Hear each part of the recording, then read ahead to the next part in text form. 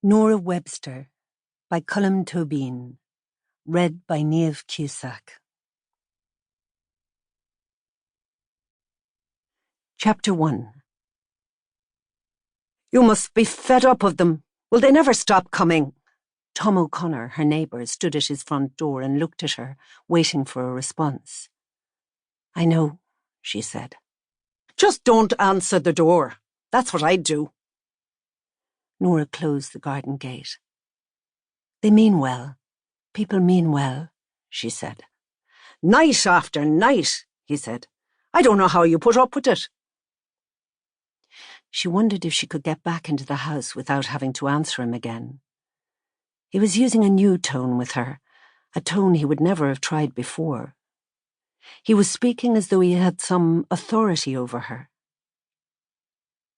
"People mean well," she said again, but saying it this time made her feel sad, made her bite her lip to keep the tears back. When she caught Tom O'Connor's eye, she knew that she must have appeared put down, defeated. She went into the house. That night a knock came at almost 8 o'clock. There was a fire lighting in the back room and the two boys were doing their homework at the table. "You answer it," Donal said to Connor. "No, you do." "One of you answer it," she said. Connor, the younger one, went out to the hall. She could hear a voice when he opened the door, a woman's voice, but not one that she recognised.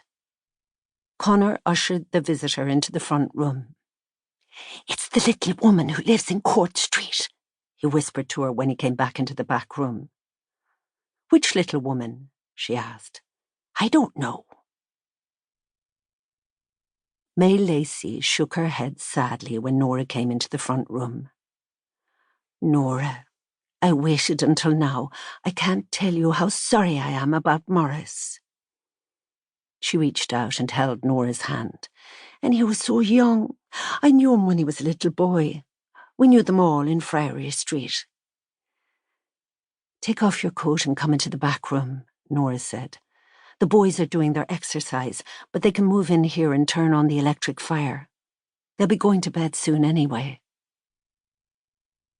May Lacey, wisps of thin grey hair appearing from under her hat, her scarf still around her neck, sat opposite Nora in the back room and began to talk.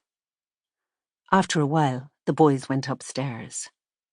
Connor, when Nora called him, was too shy to come down and say goodnight, but soon Donal came and sat in the room with them, carefully studying May Lacey, saying nothing.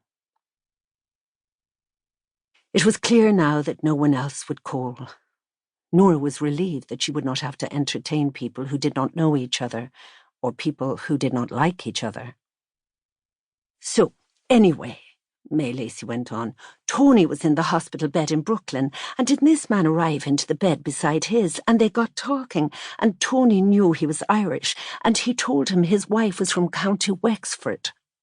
She stopped and pursed her lips, as though she were trying to remember something.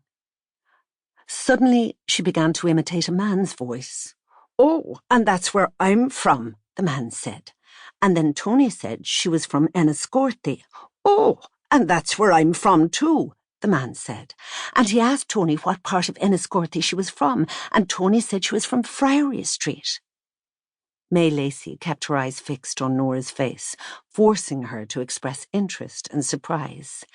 "And the man said, 'That's where I'm from too.' Isn't that extraordinary?"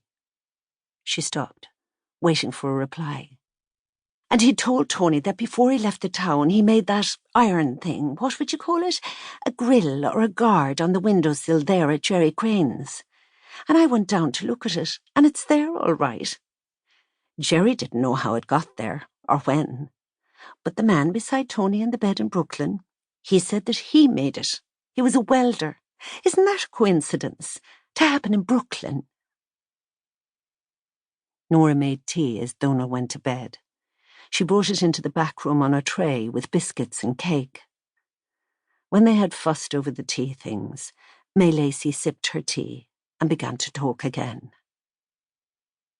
"Of course, all of mine thought the world of Morris. They always asked for him in..." Sample complete. Ready to continue?